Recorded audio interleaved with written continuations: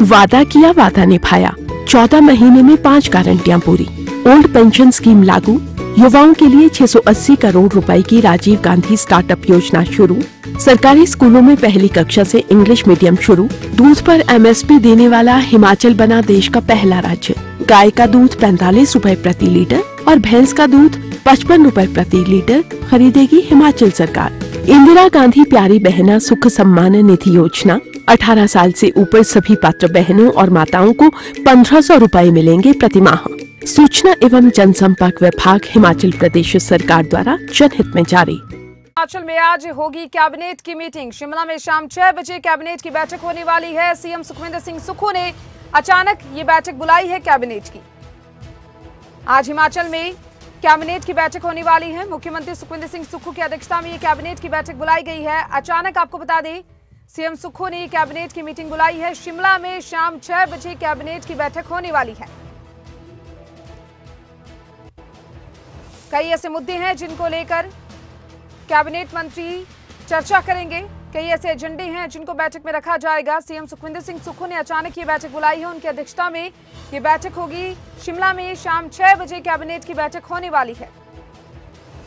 ज्यादा जानकारी के लिए हमारे साथ हमारे Shimla bureau Pradeep Thakur phone line पर जुड़ चुके हैं। प्रदीप, हिमाचल में आज कैबिनेट की बैठक है, सीएम सुखविंदर सिंह सुक्खू की अध्यक्षता में होने वाली है, तो ये अचानक ही कैबिनेट की बैठक बुलाई गई है, क्या कुछ कहेंगे? बिल्कुल, देखिए अचानक से ये कैबिनेट बैठक बुलाई गई है। हालांकि पहले जो शेड्यूल था उसमें अगले कल यानी 14 मार्च को ये बैठक होनी थी, लेकिन अभी जानकारी जो राज्य सचिवालय में मिली है उसमें 6 बजे बैठक को बुलाया गया है। क्योंकि ज्यादातर मंत्री शिमला में ही हैं, तो ऐसे में उन्हें इस बैठक में मौजूद रहने के निर्देश दिए गए हैं। क्योंकि आने वाले समय में लोकसभा चुनाव का कभी भी ऐलान हो सकता है, उसके मद्देनजर राज्य सरकार को भी लग रहा है कि समय रहते जो बड़े फैसले लिए जा सकते हैं और जो घोषणाएं हैं उनको मंजूरी दी जा सकती है। तो उसके लिए कैबिनेट जो है वो जल्दी अचानक से ये कैबिनेट बैठक बुलाई गई है और 6 बजे राज्य सचिवालय में बैठक होनी है। उसमें जो पेंडिंग भर्तियां हैं, जेओआईटी को लेकर 817 के जो पोस्ट कोड के रिजल्ट को लेकर, नियुक्तियों को लेकर जो मुद्दे चल रहे हैं उसको लेकर इसमें चर्चा हो सकती है। क्योंकि कैबिनेट सब कमेटी ने पहले ही इसको लेकर अपनी रिपोर्ट तैयार की है और उसको आज कैबिनेट बैठक में रखा जा सकता है और फिर इनको लेकर कैबिनेट मंजूरी देगी। और कुछ दिनों से लगातार मुख्यमंत्री अलग अलग विधानसभा क्षेत्रों के दौरे कर रहे हैं। वहां पर भी कई तरह की घोषणाएं की जा रही है, चाहे नए संस्थान खोले हो, चाहे नए कोई प्रशासनिक संस्थान खोले जाने हैं।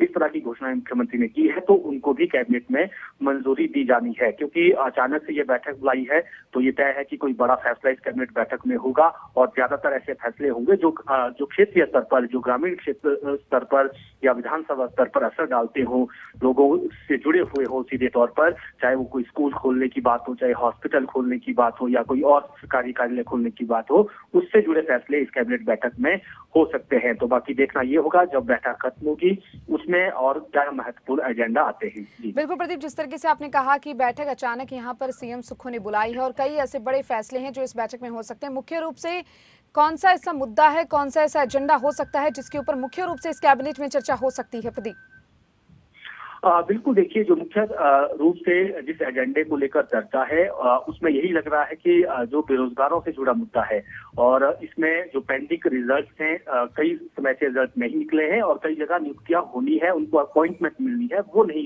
दे पाई थी सरकार पूर्व में, क्योंकि ये सारी भर्तियां जांच के दायरे में थी। तो इसको लेकर डिप्टी सीएम मुकेश अग्निहोत्री की अध्यक्षता में कैबिनेट सब कमेटी बनाई गई थी। उसने कुछ दिन पहले ही बैठक की है, उसमें अपनी पूरी रिपोर्ट तैयार की है और उसमें सिफारिश की है कि अब इनके रिजल्ट निकाले जाने चाहिए। तो अब वो अपनी रिपोर्ट इस कैबिनेट बैठक में रखेगी, क्योंकि युवाओं से जुड़ा ये मुद्दा है। तो युवाओं को यही उम्मीद है कि अब जल्दी से इस पर कोई फैसला उनके हक में हो। एसएमसी शिक्षकों का मुद्दा भी चल रहा है, उनके हक में कोई फैसला आए। तो इसी से जुड़े विषय जो संभावित है कि बेरोजगारों से जुड़े विषय जो है उस पर ज्यादा फोकस इस कैबिनेट बैठक में होने वाला है। जी चलिए प्रदीप, इस खबर पर जानकारी के लिए आपका शुक्रिया। बने रहिए, अगली खबर पर भी आपका रुख किया जाएगा।